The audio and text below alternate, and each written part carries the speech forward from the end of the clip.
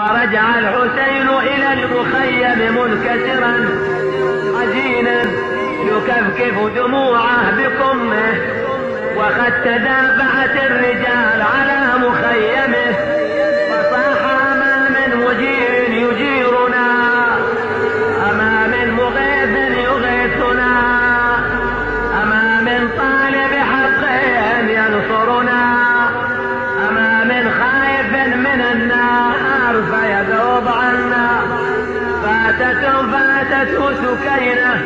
وسالته عن عمها